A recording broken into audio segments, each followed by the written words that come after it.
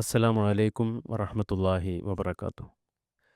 Piece radio സമകാലികം പരിപാടിയുടെ പുതിയ ഒരു എപ്പിസോഡിലേക്ക് പ്രിയപ്പെട്ട ശ്രോതാക്കൾക്ക് ഹൃദ്യമായ സ്വാഗതം. ഇന്ന് നമ്മോടൊപ്പമുള്ളത് ഡോക്ടർ മുഹമ്മദ് സഫീറാണ്. കോഴിക്കോട് NITയിലെ സിവിൽ എഞ്ചിനീയറിംഗ് ഡിപ്പാർട്ട്മെൻറ്റിലെ അസിസ്റ്റൻറ്റ് പ്രൊഫസറാണ് ഡോക്ടർ മുഹമ്മദ് സഫീർ പാണ്ടിക്കടവത്ത്. അദ്ദേഹം ഇന്ത്യയിലെ തന്നെ മികച്ച സ്ഥാപനങ്ങളിലൊന്നായ IIT ഡൽഹിയിൽ നിന്നും PhDയും അതുപോലെ തന്നെ MTechഉം പൂർത്തിയാക്കി ഇപ്പോൾ കോഴിക്കോട് NITയിലെ സിവിൽ എഞ്ചിനീയറിംഗ് ഡിപ്പാർട്ട്മെൻറ്റിൽ അസിസ്റ്റൻറ്റ് പ്രൊഫസറായിട്ട് വർക്ക് ചെയ്യുകയാണ്. അസ്സലാമു അലൈക്കും. വലൈക്കും അസ്സലാം. ഈ ഒരു പ്രോഗ്രാമിലേക്ക് ആദ്യമായിട്ട് സ്വാഗതം ചെയ്യാണ്. ഒന്ന് പരിചയപ്പെടുത്തി ആരംഭിക്കാം. താങ്കളുടെ ഒരു വിദ്യാഭ്യാസം അതുപോലെ തന്നെ ഈ ഒരു മേഖലയിലേക്ക് എത്തിപ്പെടാനുണ്ടായ കാരണം അത് പറഞ്ഞുകൊണ്ട് നമുക്ക് ആരംഭിക്കാം. വീട് മലപ്പുറം ജില്ലയിലാണ്. വേങ്ങര അടുത്ത് ഊരകം പഞ്ചായത്തിലാണ് വീട്. കാരാത്തോടിൻ്റെ തൊട്ടടുത്ത സ്ഥലത്താണ് വീടുള്ളത്. സ്കൂളിംഗ് ഒക്കെ അടുത്ത് തന്നെയായിരുന്നു. ഗവൺമെൻറ് സ്കൂളുകളിൽ മലയാളം മീഡിയമാണ് പഠിച്ചത്. പിന്നെ നാട്ടിൽ തന്നെയുള്ള സ്കൂളുകളാണ് അതെ, അല്ലേ? ഗവൺമെൻറ് എയ്ഡഡ് സ്കൂളുകൾ. ഹൈസ്കൂൾ പാണക്കാടായിരുന്നു. 7ാം ക്ലാസ് വരെ മലപ്പുറത്തൊരു AUP സ്കൂളുണ്ടായിരുന്നു. ആദ്യത്തെ 1ാം ക്ലാസ് പക്ഷേ കാരാത്തോട് GMLP സ്കൂളിലായിരുന്നു. പിന്നെ 2ാം വർഷം മലപ്പുറത്തേക്ക് മാറ്റി. കാരണം ഉമ്മാൻ്റെ വീട് മക്കരപ്പറമ്പാണ്. അപ്പോൾ ഉമ്മാക്ക് പോയി വരാനുള്ള സൗകര്യത്തിന് വേണ്ടിയിട്ട് അങ്ങോട്ട് മാറ്റിയതാണ്. +2 പിന്നെ തിരൂരങ്ങാടി ഓറിയൻ്റൽ ഹയർ സെക്കൻഡറി സ്കൂളിലായിരുന്നു. പിന്നെ അവിടെ എത്തിയപ്പോഴാണ് കൂടെയുള്ള കുട്ടികളൊക്കെ എൻട്രൻസ് പഠിക്കുന്നത് ഇങ്ങനെ കണ്ടിട്ട് കൂടെ 1-2 നല്ല സുഹൃത്തുക്കളുണ്ടായിരുന്നു. അങ്ങനെ ബയോളജി അതുപോലെ തന്നെ എൻജിനീയറിംഗ് എന്നുള്ളതിൽ നമുക്ക് അടുപ്പുള്ള കുട്ടികളൊക്കെ എൻജിനീയറിംഗ് ആയിരുന്നു പ്രിപ്പയർ ചെയ്തിരുന്നത്. അങ്ങനെയാണ് ഒരു എൻജിനീയറിംഗ് എന്നുള്ള താല്പര്യത്തിലേക്ക് വന്നത്. അല്ലാതെ ആദ്യം തന്നെ ഒരു എഞ്ചിനീയറിങ്ങിൻ്റെ സാധ്യതകൾ മനസ്സിലാക്കിക്കൊണ്ടുള്ളൊരു വരവല്ല, നമ്മുടെ കൂട്ടുകാരുടെ ഒരു താല്പര്യം കൂടി മുൻനിർത്തിക്കൊണ്ടുള്ള ഒരു വരവ് എന്ന് വേണമെങ്കിൽ പറയാം. അങ്ങനെ പറയാം. അതെ, അതാണ് ഇതിൻ്റെ കുറച്ചുകൂടി ശരിയായിട്ടുള്ള വശം തോന്നുന്നു. അപ്പോൾ അങ്ങനെ എഞ്ചിനീയറിംഗ് ഇതിലേക്ക് എൻട്രൻസ്, അതുമായി ബന്ധപ്പെട്ട് എഞ്ചിനീയറിംഗിലേക്ക് എത്തിപ്പെടാൻ വേണ്ടി എൻട്രൻസ് എഴുതി. അതെ. ശേഷം പിന്നെ ഇതിൽ വീട്ടിലൊരു ബാക്ക്ഗ്രൗണ്ട് ഉണ്ടായിരുന്നു. നമ്മളെ കുടുംബത്തിൽ ഉമ്മാൻ്റെ വീട്ടിൽ കുറച്ച് എഡ്യൂക്കേറ്റഡ് ആയിട്ടുള്ള ആളുകളുണ്ട്. സ്കൂൾ ടീച്ചേഴ്സ്, നേരിട്ടല്ലെങ്കിലും നമുക്കറിയുന്നവർ, ഡോക്ടേഴ്സൊക്കെ ഉണ്ടായിരുന്നു. എൻ്റെ ഫാമിലിയിൽ അധികം ഗൾഫിലായിരുന്നു. അപ്പോൾ അവർ ഗൾഫിൽ ഉള്ള സമയത്ത് നല്ല സമ്പാദ്യം, പക്ഷെ അവർ തിരിച്ചു വന്നതിന് ശേഷം എന്താ പറയുക, അവർ ഗൾഫിൽ നിൽക്കുന്ന ഒരവസ്ഥയിൽ അവർക്ക് പലപ്പോഴും മുന്നോട്ട് പോകാൻ കഴിയാതെ വന്നിട്ടുണ്ടായിരുന്നു. അപ്പോൾ എൻ്റെ ഉമ്മാൻ്റെ താല്പര്യം ഒരു ഗവൺമെൻറ് സ്കൂള് ടീച്ചർ എന്നുള്ളതായിരുന്നു. കാരണം ഉമ്മാൻ്റെ കൂടെയുള്ള കുറച്ച് സുഹൃത്തുക്കളൊക്കെ ഉണ്ട്. കുറച്ചുകൂടി സുരക്ഷിതമായ ഒരു സേഫ് ആയിട്ടുള്ളൊരു ജോബ് എന്നുള്ള ഒരു കാഴ്ചപ്പാട്. അങ്ങനെ ആയിരിക്കാം. അപ്പോൾ നമ്മളുടെ ഒരു റിലേറ്റീവിന് തന്നെ അവിടെ കാരാത്തോട് ഒരു UP സ്കൂളുണ്ട്. അപ്പോൾ ചെറുപ്പത്തിൽ പറഞ്ഞത് അവിടെ തന്നെ ടീച്ചറായിട്ട് കിട്ടിയ നാട്ടിൽ തന്നെ നിൽക്കാം. അപ്പോൾ നമ്മൾ ചെറുപ്പത്തിൽ അങ്ങനെയാണല്ലോ ആലോചിക്കുക നമ്മൾ.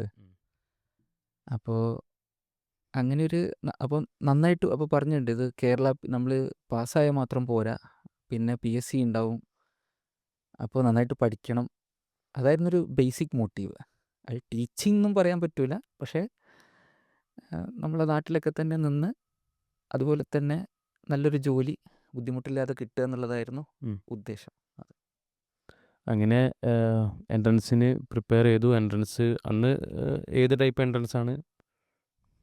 ഒബ്ജക്റ്റീവ് തന്നെയാണ്. അത് ശരിക്ക് ഓർമ്മയില്ല, പക്ഷേ അന്നൊരു സാധാ പോലത്തെ എൻട്രൻസ് തന്നെയാണ്. ഒബ്ജക്റ്റീവ് ടൈപ്പാണ്. നമ്മൾ പോയി എഴുതി. പിന്നെ അന്ന് ഒരു കാര്യമുള്ള നമുക്ക് എന്താ വെച്ച് കഴിഞ്ഞാൽ ഇത്രയധികം കോമ്പറ്റീഷൻ ഉണ്ടോ എന്നുള്ളൊരു സംശയമാണ്. കാരണം നമ്മളെ ക്ലാസ്സിൽ എഴുതിയ ഒരുവിധം എല്ലാവരും, ഒരുപാട് എഞ്ചിനീയർമാരുണ്ട്, ഒരുപാട് ഡോക്ടർമാരുണ്ട്, നല്ല പൊസിഷനിൽ എത്തിപ്പെട്ട കുറേ ആൾക്കാർ, ഒരുപാട് ഡോക്ടർമാരുണ്ട് ഇതിൽ. അന്നൊരു പക്ഷേ ആ ഒരു ഹയർ സെക്കൻഡറി ക്ലാസ്സിലേക്ക് എത്തിപ്പെടുന്ന ആൾക്കാരെണ്ണം കുറവായിരിക്കും ഒരു പക്ഷേ. അതിലൊരു വിഷയം കൂടിയുണ്ട്. ഞങ്ങൾ ഫസ്റ്റ് +2 ബാച്ചാ. ആ അപ്പോൾ അന്ന് മലപ്പുറത്തൊന്നും അധികം +2 ഇല്ല. അപ്പോൾ അന്ന് പക്ഷേ തിരൂരങ്ങാടി ഓറിയൻ്റൽ ഹയർ സ്കൂളിൽ +2 മുമ്പേ ഉണ്ട്. ഉണ്ട്. അപ്പോൾ അവിടെ ഞങ്ങളുടെ ബാച്ചിൽ നന്നായിട്ട് പഠിക്കുന്ന കുട്ടികളാണ്. അതെ. നമ്മളുടെയൊക്കെ ഒരു താല്പര്യം ഒരു പ്രീ ഡിഗ്രി പഠിക്കാനായിരുന്നു. പെട്ടെന്നാണ് അന്ന് മാറിയത്. അത് സത്യത്തിൽ പക്ഷേ വലിയൊരു അനുഗ്രഹമായി അൽഹംദുലില്ലാ. അപ്പോൾ നല്ല മാർക്കുള്ള കുട്ടികളായിരിക്കും അവിടെ എത്തിയിട്ടുണ്ടാവുക. അതെ. അപ്പോൾ സ്വാഭാവികമായിട്ടും ആ ക്ലാസ്സിൽ കുറേ ആൾക്കാർ ഇപ്പോൾ അതെ. നല്ല പൊസിഷനിൽ വർക്ക് ചെയ്യുന്ന അതെ. ആൾക്കാരുണ്ടാവും. പിന്നെ അതിനുശേഷം ബിടെക് എവിടെയായിരുന്നു? ബിടെക് തൃശ്ശൂർ എഞ്ചിനീയറിംഗ് കോളേജിലായിരുന്നു. ഉം. അവിടെ ആയിരുന്നു പഠിച്ചിരുന്നത്. ഉം. ഈ +2 കഴിഞ്ഞ ഉടനെ ഉമ്മ മരിച്ചുപോയി. ഉം. അപ്പോൾ ഉമ്മ മരിച്ചു കഴിഞ്ഞപ്പോൾ വീട്ടിൽ പിന്നെ സ്വാഭാവികമായിട്ടും ഒരുപാട് മാറ്റങ്ങളൊക്കെ വരുമല്ലോ നമുക്ക്. നമുക്ക് എൻട്രൻസ് കിട്ടി. അങ്ങനെ നമ്മൾ തൃശ്ശൂർ എഞ്ചിനീയറിംഗ് കോളേജിൽ പോയി. അപ്പോൾ പിന്നെ നമ്മൾക്ക് ഈ പെട്ടെന്ന് ജോലി കിട്ടുക എന്നുള്ളൊരു ഇത് മോട്ടീവ് കുറച്ചുകൂടി സ്ട്രോങ് ആയി. ബേസിക്കലി ഉണ്ടെങ്കിലും പെട്ടെന്നൊരു ജോലി കിട്ടണം, കോഴ്സ് കഴിഞ്ഞിട്ട് ഒരു ജോലി കിട്ടണം എന്നുള്ള ഒരു ആഗ്രഹം ഉണ്ടായിരുന്നു. അതെ അതെ. അത് കുറച്ചുകൂടി ഒരു ഉമ്മ മരിച്ചില്ലേ അതിൻ്റെ ഒരു ആഗ്രഹം. പിന്നെ അതുപോലെ തന്നെ മറ്റു ഫാമിലി ബുദ്ധിമുട്ടുകളൊക്കെ ഉണ്ടായിരുന്നു. അപ്പോൾ നമ്മൾ സ്വാഭാവികമായിട്ട് തൃശ്ശൂർ എത്തി കഴിഞ്ഞ സമയത്ത് നമുക്ക് നന്നായിട്ട് പഠിക്കുക, അധികം ഡിസ്ട്രാക്ഷൻസ് ഒക്കെ കുറച്ചിട്ട് വേഗം ജോലി മേടിക്കുക എന്നുള്ളൊരു ഇതിലായിരുന്നു. അതും നന്നായിട്ട് അൽഹംദുലില്ലാ ചെയ്യാൻ പറ്റി.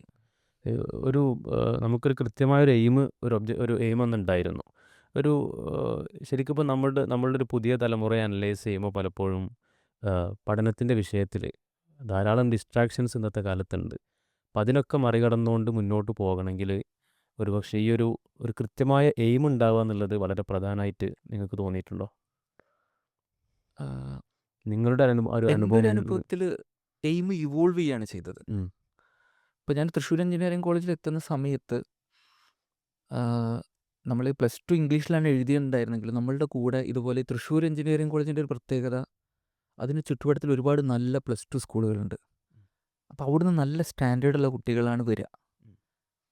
അവരുടെ ലാംഗ്വേജ് ആണെങ്കിലും പഠിക്കാനാണെങ്കിലും ഒക്കെ. അപ്പോൾ നമുക്ക് ആദ്യം ചെല്ലുമ്പോൾ നമുക്ക് കുറച്ച് പേടിയായിരുന്നു ഇവരുടെ കൂടെയൊക്കെ പഠിക്കാൻ കഴിയുമോ എന്നൊക്കെ ഉള്ളത് എന്നുള്ളത്. അപ്പോൾ നമ്മൾ നോക്കുമ്പോൾ നമ്മളുടെ ഫാമിലിയിൽ നിന്ന് നമുക്ക് ഡയറക്റ്റ്ലി സപ്പോർട്ട് ചെയ്യാൻ ഇല്ല ആരും. എന്നാൽ ഇൻഡയറക്റ്റ്ലി ഉണ്ട്. പലരും നമ്മൾ വിളിക്കും, അങ്ങനെയൊക്കെ ചെയ്യുമായിരുന്നു. അപ്പോൾ നമ്മൾ അവിടെ നിന്ന് പിന്നെ നമുക്കുള്ള അടുത്ത ഓപ്ഷൻ എന്ന് പറഞ്ഞാൽ ടീച്ചേഴ്സാണ്. നമ്മൾ സ്വാഭാവികമായിട്ടും നമ്മളൊരു നോക്കുന്ന സമയത്ത് അപ്പോൾ അവിടെ നല്ല ടീച്ചേഴ്സ് ഉണ്ടായിരുന്നു. നല്ല ടീച്ചേഴ്സ് ഇപ്പോൾ നമുക്ക് പേരെടുത്ത് പറയാൻ കഴിയുകയാണെങ്കിൽ കൗസർ സാറുണ്ട്. സാർ റിട്ടയറായി. അദ്ദേഹം ഞങ്ങൾ നേരിട്ട് ക്ലാസ് എടുത്തിട്ടില്ലെങ്കിലും സാറ് എന്താ പറയുക, വളരെ നമുക്ക് ഇൻസ്പിറേഷനായിരുന്നു. നമ്മളെ പള്ളിയിൽ പോകാനും മറ്റു കാര്യങ്ങളും ഡയറക്റ്റ്ലി ഇൻഡയറക്റ്റ്ലി ഒക്കെ അവർ നമ്മളെ ഇൻഫ്ലുവൻസ് ചെയ്തിട്ടുണ്ട്. അപ്പോൾ നമ്മൾ ഇവരോട് ചോദിക്കും പല കാര്യങ്ങളും.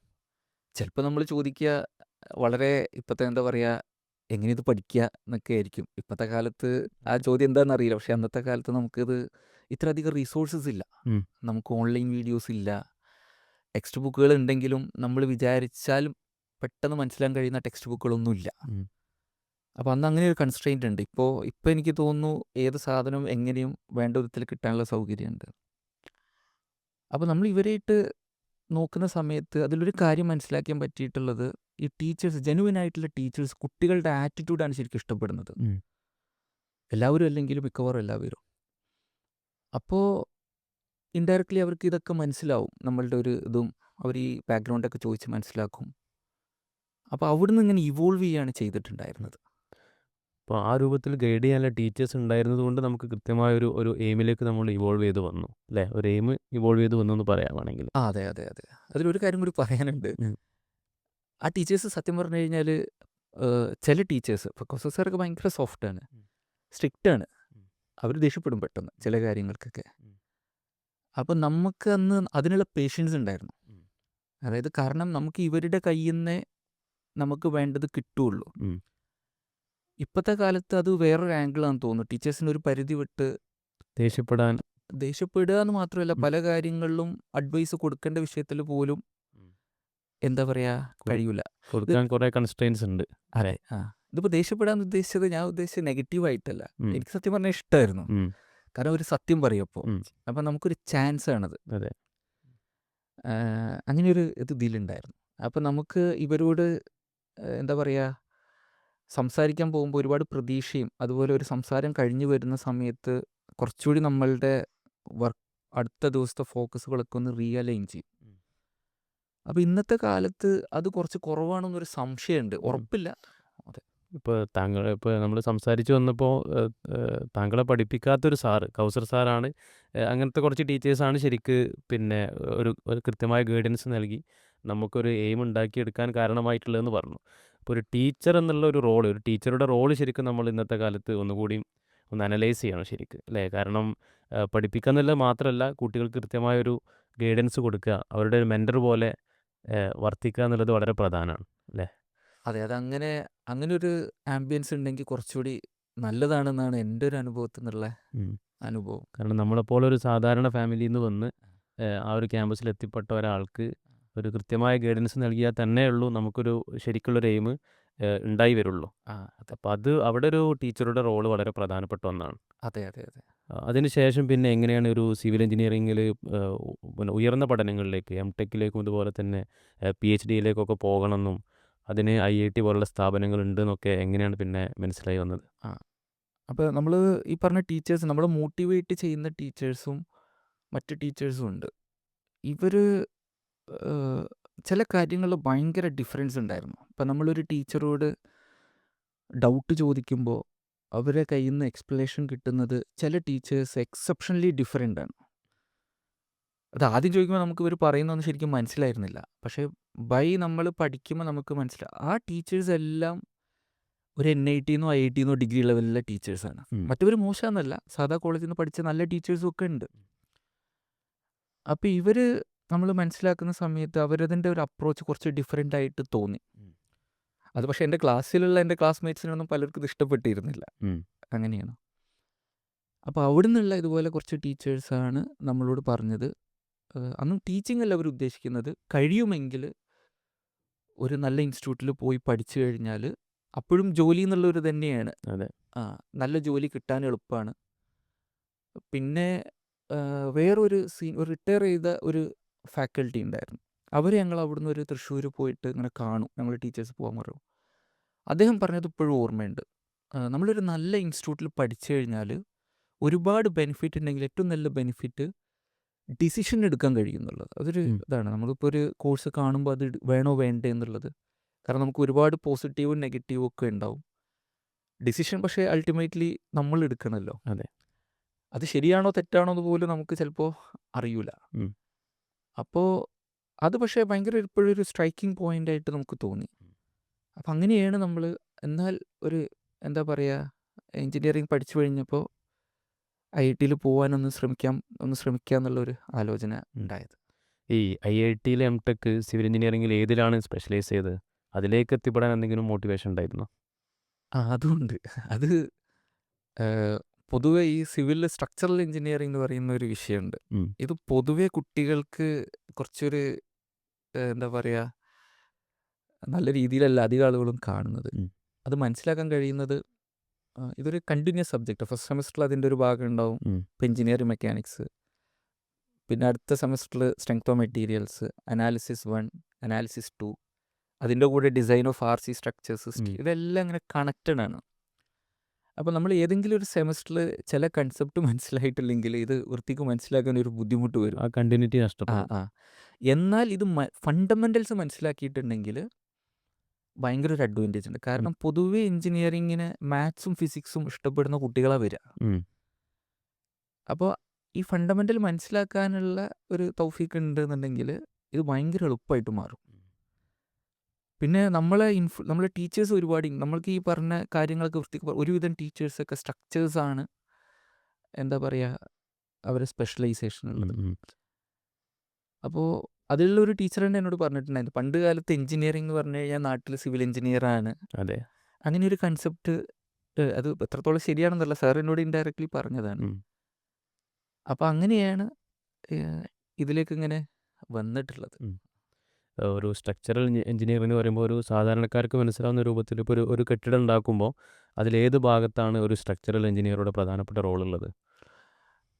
അത് ഇപ്പോൾ നമ്മുടെ നാട്ടിലൊരു മൾട്ടി സ്റ്റോറി ബിൽഡിങ് വരുമ്പോഴാണ് ശരിക്കും നമ്മുടെ നാട്ടിൽ ഇവർ ഇതിനെക്കുറിച്ച് അന്വേഷിക്കുന്നുള്ളത്.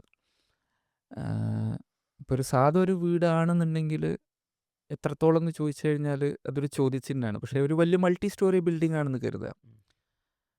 ഫോർ എക്സാമ്പിൾ പറയുകയാണെന്നുണ്ടെങ്കിൽ നമുക്ക് ഇപ്പം നമ്മുടെ നാട്ടിലൊക്കെ ഒരു 10 നില 20 നിലയുള്ള ബിൽഡിംഗ് ഉണ്ടാക്കുകയാണെന്നുണ്ടെങ്കിൽ അവിടെ സ്ട്രക്ചറൽ എഞ്ചിനീയറുടെ റോൾ തീർച്ചയായിട്ടും ഉണ്ടാവും. അപ്പോൾ ആർക്കിടെക്ചറുടെ കയ്യിൽ നിന്ന് അത് കിട്ടിക്കഴിഞ്ഞാലും സ്ട്രക്ചറൽ എഞ്ചിനീയർ അത് ഡിസൈൻ ചെയ്യണം. അതായത് അതിൽ എത്രത്തോളം ഫോഴ്സ് വരും അത് നമുക്ക് പ്രീ കാൽക്കുലേറ്റ് ചെയ്യാം അപ്രോക്സിമേറ്റ്ലി. അതിൻ്റെ സ്വന്തം സെൽഫ് വെയ്റ്റ്, അതുപോലെ അതിലെന്തെങ്കിലും എക്യുപ്മെൻ്റ് അല്ലെങ്കിൽ ആളുകൾ എത്ര വരും, പിന്നെ നമ്മൾ ഉപയോഗിക്കുന്ന മെറ്റീരിയൽ, ഈ മെറ്റീരിയലിന് ഇതുപോലെ ഒരു കപ്പാസിറ്റി ഉണ്ട്. നമ്മൾ ഉപയോഗിക്കുന്ന കമ്പി അതുപോലെ തന്നെ. അപ്പോൾ ഇത് തമ്മിലുള്ള ഒരു ബാലൻസ് ആണ് ഉള്ളത്. അത് മാത്തമാറ്റിക്കലി നമുക്ക് കാൽക്കുലേറ്റ് ചെയ്യാൻ കഴിയും. അതിന് കോഡുകളുണ്ട്. പിന്നെ പലപ്പോഴും നല്ല എഞ്ചിനീയേഴ്സ് എന്ന് പറഞ്ഞു കഴിഞ്ഞാൽ ഈ കോഡുകളെ വെച്ചിട്ട് അവരുടേതായിട്ടുള്ള ഡിസിഷൻസ് എടുക്കേണ്ടി വരും. അപ്പോൾ നമ്മൾ കൂടുതൽ എക്സ്പേർട്ട് ആയിട്ടുള്ള ആളുകളെടുത്ത് പോകേണ്ടി വരും. വെറും ന്യൂമറിക്കൽ കാൽക്കുലേഷൻ മാത്രമല്ല, അതിൽ നിന്ന് പുറമെ നമ്മളുടേതായിട്ട് തീരുമാനം എന്തായാലും എടുക്കാനുണ്ടാവും. അതുണ്ടാവും. ഇപ്പോൾ ഒരു എക്സാമ്പിൾ പറയുകയാണെന്നുണ്ടെങ്കിൽ അത് ഇതൊരു മൾട്ടി ഡിസിപ്ലിനറിയാണ് ശരിക്കും. ഇപ്പോൾ സിവിൽ സ്ട്രക്ചറിൽ മാത്രമല്ല, ഇപ്പോൾ ഒരു ബിൽഡിങ് നമ്മൾ ഒരു സ്ഥലത്ത് ഉണ്ടാക്കുക എന്ന് കരുതുക. അപ്പോൾ ഇത് ശരിക്കും സോയിലിൽ കൊണ്ടുവെക്കണമല്ലോ. ഇതേ ബിൽഡിങ് നമ്മൾ വേറെ സ്ഥലത്ത് കൊണ്ടുവെക്കുകയാണെന്നുണ്ടെങ്കിൽ ചിലപ്പോൾ ഫൗണ്ടേഷൻ്റെ ഡിസൈൻ ഇതൊക്കെ മൊത്തത്തിൽ മാറും. ചിലപ്പോൾ അവിടുത്തെ പറ്റില്ല. അപ്പോൾ നമ്മളൊരു സോയിൽ ജിയോ ടെക്നിക്കൽ എഞ്ചിനീയറുടെ ആവശ്യം കൂടി വേണ്ടി വരും. പിന്നെ ഇത് വരുന്ന സമയത്ത് മറ്റു പ്രശ്നങ്ങൾ വരാം. ഫോർ എക്സാമ്പിൾ ഇപ്പോൾ ബിൽഡിംഗ് ഉണ്ടാക്കുന്നത് വൈബ്രേഷനുള്ള സ്ഥലമാണെന്ന് കരുതുക. ഫോർ എക്സാമ്പിൾ ഒരു മൾട്ടി സ്റ്റോറി ബിൽഡിംഗ് വരികയാണ്, അതിൻ്റെ അടുത്ത് ഒരു റെയിൽവേ ട്രാക്കോ അങ്ങനെ എന്തെങ്കിലും ഉണ്ട്. അപ്പോൾ ഈ ബിൽഡിങ്ങിനുള്ളിൽ എന്തെങ്കിലും ഒരു സെൻസിറ്റീവ് ആയിട്ടുള്ള എക്യുപ്മെൻ്റ് ഉണ്ടെന്ന് കരുതുക, ഒരു ഹോസ്പിറ്റലാണെന്ന് കരുതുക. അപ്പോൾ അത് ഡിപ്പെൻഡ് ചെയ്യും. അങ്ങനത്തെ ക്രിട്ടിക്കൽ കേസസ് വളരെ ഫ്രീക്വൻ്റ് ആയിട്ടുണ്ടാവില്ല. പക്ഷേ ഒരു കേസ് സ്റ്റഡി പോലെ ഡിഫറെൻ്റ് ആയിരിക്കും. ആ സമയത്ത് ആ എഞ്ചിനീയർ അവരുടെ എക്സ്പീരിയൻസും ഫണ്ടമെൻ്റൽസും ബ്ലെൻഡ് ചെയ്യേണ്ടി വരും. അതെ, അവരുടെ ഒരു എക്സ്പീരിയൻസ് കൂടി ചേർക്കുമ്പോഴേ നമുക്ക് കൃത്യമായ തീരുമാനത്തിലേക്ക് എത്തിപ്പെടാൻ കഴിയുള്ളൂ. അതിൻ്റെ ടീമും ആയിരിക്കും. ഫോർ എക്സാമ്പിൾ പറയുകയാണെങ്കിൽ ഇപ്പോൾ നമ്മളൊരു വലിയ ടോളസ്റ്റ് ഇപ്പോൾ ബുർജ് ഖലീഫ എടുക്കുകയാണെന്നുണ്ടെങ്കിൽ അവരതിൻ്റെ സ്ട്രക്ചറൽ ഡിസൈൻ 3 ടീമാണ് ചെയ്യുക. അങ്ങനെയാണെന്നുള്ളത്. ഇത് ഞങ്ങൾ പഠിക്കുന്ന സമയത്താണ് ബുർജ് ഖലീഫയുടെ കൺസ്ട്രക്ഷൻ നടക്കുന്നത്. അന്ന് അതിൻ്റെ ഒരു സ്ട്രക്ചറൽ ഡിങ്ങിൽ ഉണ്ടായിരുന്ന ഒരാൾ ഞങ്ങളുടെ അലുമിനിയർ, അന്ന് അദ്ദേഹം ഒരു ടോക്ക് വന്നിട്ടുണ്ട്. അദ്ദേഹം പറയായിരുന്നു ഒരു ടീം ഇവരായിരുന്നു. ഇവരുടെ ടീമിൽ ഇഷ്ടംപോലെ എഞ്ചിനീയേഴ്സ് ഉണ്ട്. ഇവർ ചെയ്തത് ഒന്നിലധികം സ്ഥലത്ത് ക്രോസ് ചെക്ക് ചെയ്യുന്നുണ്ട്. കാരണം അതൊരു ഭയങ്കരമായിട്ട് ക്രിട്ടിക്കലാണ്, വലിയൊരു ഇതാണ്. അപ്പോൾ അവിടെ എഞ്ചിനീയറിംഗ് ജഡ്ജ്മെൻറ്റ് എന്നാണ് പറയുക. അതായത് നമുക്ക് വെറുതെ പറയാൻ പറ്റൂല, ഫണ്ടമെൻ്റൽസ് വെച്ചിട്ട് എക്സ്പീരിയൻസ് തീർച്ചയായിട്ടും ഉണ്ട്.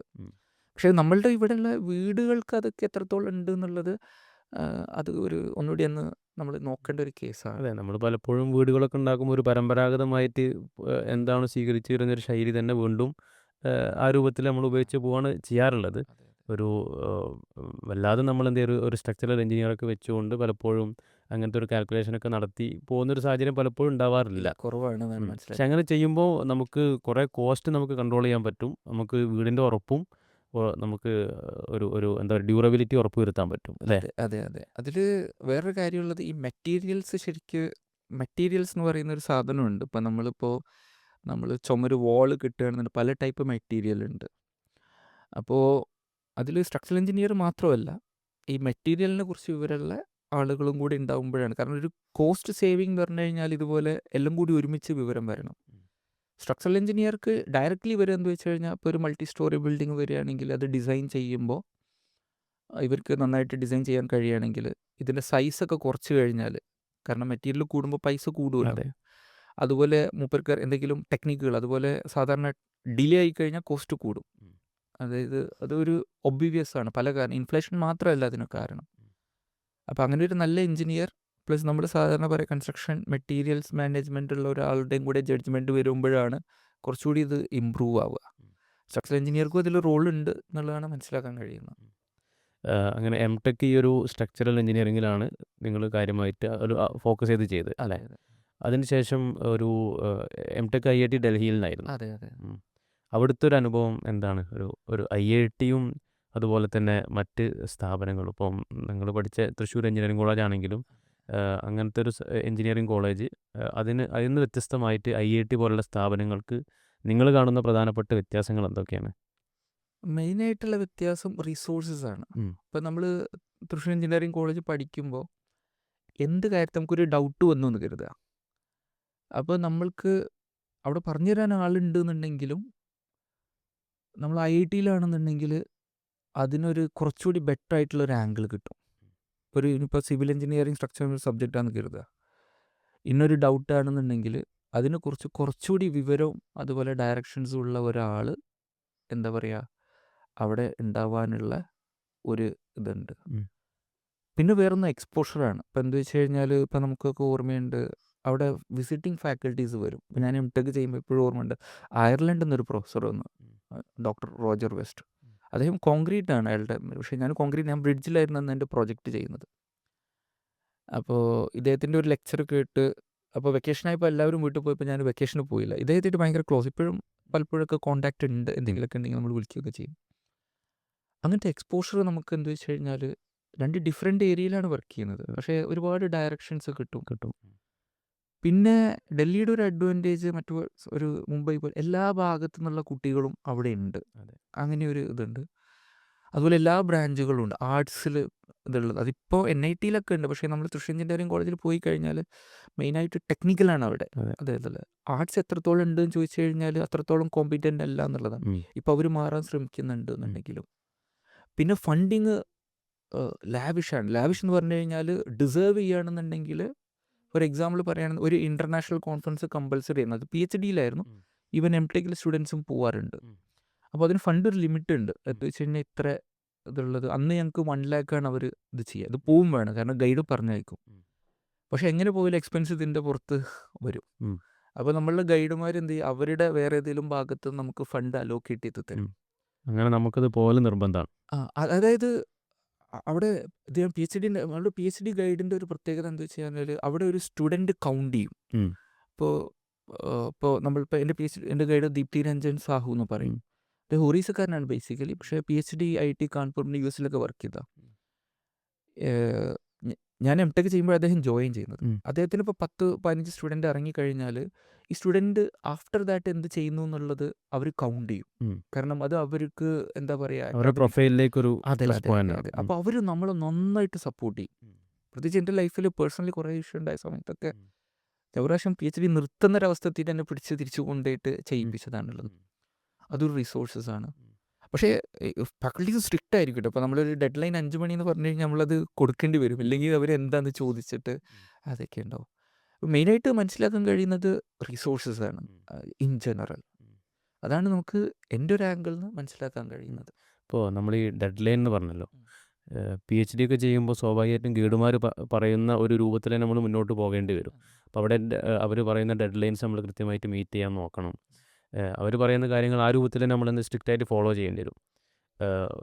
നമ്മളിപ്പോഴത്തെ ഒരു സ്കൂളിംഗ് സിസ്റ്റത്തിൽ പൂർണ്ണമായും ഒരു ലിബറൽ എന്താ പറയുക, അങ്ങനത്തെ ഒരു കൃത്യമായ ഡെഡ് ലൈൻസും അതുപോലെ ടീച്ചേഴ്സ് പറയുന്ന കാര്യങ്ങൾ അങ്ങനെ തന്നെ അനുസരിക്കാതെ വരുന്നൊരു തലമുറ, അവരെ സംബന്ധിച്ചിടത്തോളം ഇങ്ങനത്തെ സാഹചര്യങ്ങളിൽ എത്രത്തോളം മുന്നോട്ട് പോകാൻ പറ്റുമെന്നാണ് നിങ്ങൾ ചിന്തിക്കുന്നത്?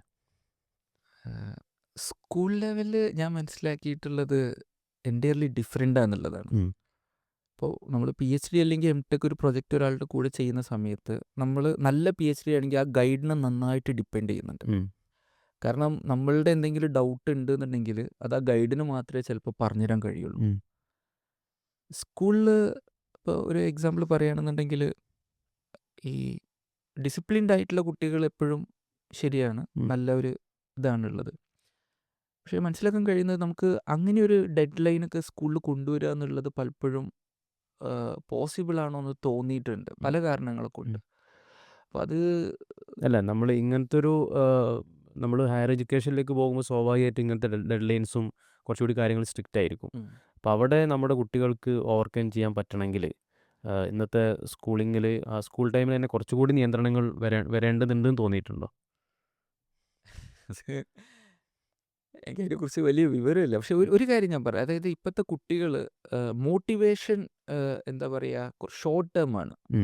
അതായത് ഇപ്പോൾ കണ്ടിട്ടുള്ളത് എന്താ വെച്ച് കഴിഞ്ഞാൽ അതായത് പെട്ടെന്ന് പഠിച്ചിട്ട് അത് വലിയ എഫേർട്ട് ഇല്ലാതെ പഠിച്ചിട്ട് വലിയൊരു സാലറി എന്നുള്ളതാണ്. അത് നല്ലതല്ല. അതായത് ഇപ്പോൾ ഒരു എക്സാമ്പിൾ പറയാം, ഇപ്പോൾ എൻ്റെ ഒരു ഫ്രണ്ട് റോബോട്ടിക്സിൽ വർക്ക് ചെയ്യുന്നുണ്ട്. അദ്ദേഹം ഇപ്പോൾ റഷ്യയിലാണ് ഉള്ളത്.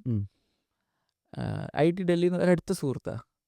അപ്പോൾ അദ്ദേഹത്തിൻ്റെ ഗൈഡ് ഉണ്ട്. അദ്ദേഹം IIT ഡൽഹിയിൽ പോയി ഭയങ്കര അദ്ദേഹം പറയാം ഒരു ഏരിയയിൽ നമുക്ക് ഒരു നല്ലൊരു എക്സ്പെർട്ടൈസ് വേണം. മിനിമം 20 കൊല്ലം വർക്ക് ചെയ്യണം. അതെ, ഒരു മിനിമം. അപ്പോൾ തന്നെ അതിൽ ആൻസർ ഉണ്ടാവും. അതായത് ഇപ്പോഴത്തെ ഒരു ഇതെന്ന് പറഞ്ഞാൽ നമ്മൾ ഈ കുട്ടികളെ ഹയർ എഡ്യൂക്കേഷനിൽ നന്നായിട്ട് കൊണ്ടുപോകണമെന്നുണ്ട് എന്നുണ്ടെങ്കിൽ 20 വർഷം എന്നൊന്നും പറഞ്ഞില്ലെങ്കിലും അദ്ദേഹം ആ ഒരു ഡ്യൂറേഷൻ അല്ല പറഞ്ഞു, അത്രയും എഫിഷ്യൻ്റ് ആയിട്ടുള്ള ഇൻപുട്ടാണ്. ഇപ്പോൾ ചില ആൾക്ക് ചിലപ്പോൾ പെട്ടെന്ന് 5 വർഷം കൊണ്ട് കഴിയുന്നുള്ളത്. അപ്പോൾ ഇത് ഫോഴ്സ് ചെയ്യാൻ കുട്ടികളും പാരൻസും എന്താ പറയുക ഒന്ന് ഉൾക്കൊള്ളണം എന്നുള്ളൊരു ഇത് ഉണ്ടെന്ന് തോന്നിയിട്ടുണ്ട്. ഇപ്പോൾ ഒരു കുട്ടീനെ ഇപ്പോൾ +2 കഴിഞ്ഞു, ബിടെക് കഴിഞ്ഞു, വേഗം ജോലിക്ക് കയറുക എന്നുള്ളതിനേക്കാളുപരി ഇതാണെന്നുണ്ടെങ്കിൽ ഇപ്പോൾ അങ്ങനെയല്ല. ഇപ്പോൾ ബിടെക് കഴിഞ്ഞപ്പോൾ സിവിൽ എഞ്ചിനീയറിങ്ങിനാണ് ഏറ്റവും കൂടുതൽ PSC ജോബുള്ളത്. നല്ല ജോബാണ്. ആൾക്ക് അത് ചെയ്യാൻ കഴിയുന്നുണ്ട് എന്നുണ്ടെങ്കിൽ അത് ഇതാണുള്ളത്. ധാരാളം പോസ്റ്റുകൾ സിവിൽ എഞ്ചിനീയറിംഗിനുള്ളത് ഉണ്ട്. അത് അത്ര ബുദ്ധിമുട്ടുമില്ല. കാരണം എന്താ ഇവരൊന്ന് പഠിച്ചു കഴിഞ്ഞാൽ. പക്ഷേ ഈ പറഞ്ഞത് എന്താണെന്നുള്ളത് ഒന്നുകൂടി ആലോചിച്ച് നോക്കണം എന്നുള്ള ഒരു ഇതാണ്. എനിക്ക് അതിനെക്കുറിച്ച് പ്രത്യേകിച്ച് ഒരു എളുപ്പവഴിയിൽ കൂടി നമുക്ക് എന്തായാലും പെട്ടെന്ന് ഒരു നല്ല ജോലിയിലേക്ക് എത്തുന്നില്ല പ്രയാസമാണ്. അതെ. അതുപോലെ തന്നെ വേറൊന്നുള്ളത്, ഇപ്പോൾ വളർന്നു വരുന്ന ഒരു കൾച്ചർ ശരിക്ക് പിന്നെ ഒരു എക്സാം ഒക്കെ ഉണ്ടെങ്കിൽ ഒരു എക്സാമിൻ്റെ ഒരു വളരെ അടുപ്പിച്ച് യൂട്യൂബ് വീഡിയോസൊക്കെ കേട്ടുകൊണ്ട് ആ എക്സാമിന് വേണ്ടി താൽക്കാലികമായിട്ട് ആ എക്സാമിന് വേണ്ടി പരമാവധി മാർക്ക് എങ്ങനെ ഉണ്ടാക്കാൻ പറ്റുമോ അതിനു വേണ്ടി ഇപ്പോൾ തലേന്ന് അല്ലെങ്കിൽ അതിൻ്റെ എക്സാമിൻ്റെ തൊട്ട് അടുത്ത ദിവസങ്ങളിലായിട്ട് പിന്നെ യൂട്യൂബ് വീഡിയോസ് കേട്ട് അങ്ങനെ പരീക്ഷയ്ക്ക് അറ്റൻഡ് ചെയ്ത് മാർക്ക് വാങ്ങുന്ന ഒരു സ്ഥിതി ഇപ്പോൾ നാട്ടിലിങ്ങനെ വളർന്നുകൊണ്ടിരിക്കുകയാണ്. അപ്പോൾ നിങ്ങളുടെ അനുഭവത്തിൽ നിന്ന് ഇതിൻ്റെ ഒരു അപകടം ശരിക്കും അത് ഭയങ്കര ഡേഞ്ചറസ് ആണ്. കാരണം ഇപ്പോൾ ഒരു എക്സാമ്പിൾ പറയുകയാണെന്നുണ്ടെങ്കിൽ ഇത് എഞ്ചിനീയറിങ്ങിൻ്റെ വ്യൂവിൽ നോക്കി, ഈ എഞ്ചിനീയറിങ്ങിൽ വലിയ ഫെയിലിയേഴ്സ് ഉണ്ടായിരുന്നത്. അതായത് ഇത് എല്ലാ ഫെയിലിയേഴ്സും ഓരോ പാഠങ്ങളാണ്. ഇപ്പോൾ നമ്മളിപ്പോൾ SpaceX ഒക്കെ എന്തെങ്കിലും ഫെയിലിയർ ഉണ്ടായി കഴിഞ്ഞാൽ അവർക്കതൊരു വിഷയമല്ല, അതൊരു പുതിയ ടോപ്പിക് അവർ പഠിക്കുക, അടുത്ത പ്രാവശ്യം അവർ ഇമ്പ്രൂവ് ചെയ്യുക എന്നുള്ളതാണ്. പക്ഷേ ഈ ഫെയിലിയേഴ്സ് എഞ്ചിനീയറിങ് ഫെയിലിയേഴ്സ് ആവണം, ഹ്യൂമൻ എറർ കൊണ്ടുള്ള ഫെയിലിയർ ആവരുത്. അത് ഭയങ്കര ഇതാണ്. അപ്പോൾ ഇതൊരു കേസ് സ്റ്റഡിയാണ്. ഇത് മുമ്പ് ഒരു ആർട്ടിക്കിൾ വായിച്ചിട്ടുണ്ടായിരുന്നു. അതായത് ഒരു എഞ്ചിനീയറിങ് ഫെയിലിയർ എന്ന് പറയുന്നത് നമ്മളുടെ വിവരങ്ങൾ അപ്ലൈ ചെയ്ത് വെച്ചിട്ട് അപ്പം നമ്മൾ എന്ത് ചെയ്തു, ഫെയിലിയർ ഉണ്ടായി. അപ്പോൾ അതൊന്ന് പഠിക്കാനുണ്ട്. നേരെ മറിച്ച് ഇതൊന്നും പഠിക്കൂല. അതെ, അപ്പോൾ അതൊരു എഞ്ചിനീയറിംഗ് ഫെയിലിയർ ആണ്. നിലവിലുള്ള എഞ്ചിനീയറിംഗ് തത്വങ്ങൾ എന്താണോ അതിന്റെ ഫെയിലിയർ ആണ്. അതെ, അങ്ങനെ പറയാം. അതായത് നമ്മളത് പഠിച്ച് നമ്മളുടെ ഇപ്പോഴത്തെ ഇതേ നമുക്ക് വിവരമുള്ളൂ. പക്ഷെ നമ്മൾ അത് വെച്ച് നമ്മൾ ചെയ്യുന്ന സമയത്താണ് നമുക്ക് മനസ്സിലാവുന്ന ഇങ്ങനെ ഒരു പ്രശ്നം ഉണ്ടോ എന്നുള്ളത്. അതാണ് ഒരു എഞ്ചിനീയറിംഗ് ഫെയിലിയർ എന്ന് പറയുന്നത്. മറ്റേത് ഹ്യൂമൻ എററാണ്. അതായത് ഇപ്പോൾ നമുക്കറിയാം നിലവിലുള്ള തത്വങ്ങളെ നമ്മൾ പഠിച്ചിട്ടില്ല. എന്തെങ്കിലുമൊക്കെ അപ്പോൾ നമ്മൾ ഇപ്പോൾ എന്തെങ്കിലും സ്ട്രക്ചർ കൊളാപ്സ് ആയി കരുതും, അതിൻ്റെ ബാക്കിലും ഗ്രൗണ്ടിൽ പോകുമ്പോൾ മിക്കവാറും കോഡിൽ കറക്റ്റ് പറയുന്നുണ്ട് നിങ്ങളിത് ചെയ്യാൻ, അവർ ചെയ്തിട്ടുണ്ടാവില്ല. അത് ഇങ്ങനെയുള്ളൊരു നേച്ചറിനാണ് തുടങ്ങുന്നത് എന്നുള്ളത് പലപ്പോഴും തോന്നിയിട്ടുണ്ട്. ഹാർഡ് വർക്ക് ചെയ്യാതെ വളരെ ഒരു ഷോർട്ട് ടേം വർക്കിലൂടെ എന്ത് ചെയ്യാണ്. അതെ. എൻ്റെ ഒരു പേഴ്സണൽ ഒപ്പീനിയനിൽ ഇങ്ങനത്തെ ഒരു ഫെയിലിയറുകൾ അത് പേഴ്സണൽ ലൈഫിലടക്കം, അവർ വീട്ടിലൊരു കാര്യം ചെയ്യുന്നതടക്കം, ഒരു കാര്യം ചെയ്യുമ്പോൾ നമ്മൾ മിനിമം കൊടുക്കേണ്ട ഒരു റെസ്പെക്റ്റ് കൊടുക്കുക, അത് ഇവിടുന്നാണോ തുടങ്ങുന്നത് എന്നുള്ളതൊരു സംശയം തോന്നിയിട്ടുണ്ട്. അറിഞ്ഞൂടെ എത്രത്തോളം കറക്റ്റാന്നുള്ളത്. അങ്ങനെ ഒരു അതെ, ഓരോന്നും നമ്മൾ ഫുൾഫിൽ ചെയ്യണമെങ്കിൽ ഒരു മിനിമം ഹാർഡ് വർക്ക് അവിടെ ആവശ്യമായിട്ടുണ്ട്. അപ്പോൾ അത് കൊടുക്കാതെ നമുക്കത് അച്ചീവ് ചെയ്യാൻ നോക്കുമ്പോൾ ഉണ്ടാകാവുന്ന ഫെയിലിയേഴ്സാണ് അല്ലേ. അങ്ങനെ അത് ഇതിൽ വേറൊന്നുള്ളത്, നമ്മൾ എപ്പോഴും അഡ്വൈസ് എടുക്കണം. കാരണം ഈ അഡ്വൈസ് ഭയങ്കര ഇമ്പോർട്ടൻ്റ് ആണ്. ഇപ്പോൾ ഒരു എക്സാമ്പിൾ പറയാം, ഞാൻ ആദ്യമായിട്ട് വായിച്ചിട്ടുള്ളത്, ഇപ്പം ഞങ്ങൾ ബിടെക്കിനൊക്കെ പഠിക്കുന്ന സമയത്ത് ഈ പഠിക്കുക എന്നുള്ളതിൽ നമ്മൾ പേപ്പറുകളൊക്കെ വായിക്കും. അപ്പോൾ അന്ന് ഇതുപോലെ ഒരു ആർട്ടിക്കിൾ കണ്ടിട്ടുണ്ടായിരുന്നു, ഒരു വലിയൊരു കമ്പനിയുടെ ഒരു ചെയർമാൻ്റെ ഇൻ്റർവ്യൂവിനാണ്. അപ്പോൾ ചെയർമാൻ ഒരു ഏരിയനാണ്, പക്ഷേ കമ്പനിക്ക് എല്ലാം ഉണ്ട്.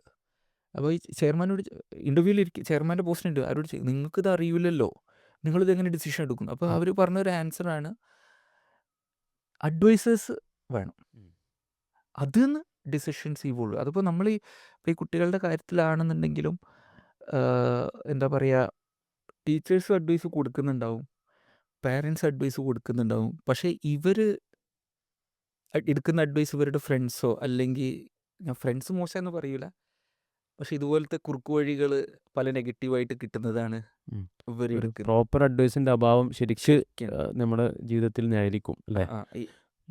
ഏത് അഡ്വൈസ് ആണ് ശരി, അതെ, നമ്മൾ എങ്ങനെ എടുക്കണം, അപ്പോൾ അഡ്വൈസ് സ്വീകരിക്കാനുള്ളൊരു മെൻറ്റാലിറ്റി കൂടി വിദ്യാർത്ഥികളിൽ ഉണ്ടായി വരണം. പേഷ്യൻസും നോളജും വേണം. അപ്പോൾ നമ്മൾ ധാരാളം വിലപ്പെട്ട നിർദ്ദേശങ്ങൾ ഈ ഒരു എപ്പിസോഡിൽ സഫീർ സാർ അടുത്ത് നമ്മൾ കേട്ടു. ഈ ഒരു എപ്പിസോഡ് നമ്മളിവിടെ അവസാനിപ്പിക്കുകയാണ്. നമുക്ക് അടുത്ത എപ്പിസോഡിൽ ഇൻഷാ അല്ലാ ഇതിൻ്റെ ബാക്കി കുറേ കാര്യങ്ങൾ ചോദിച്ചറിയാനുണ്ട്.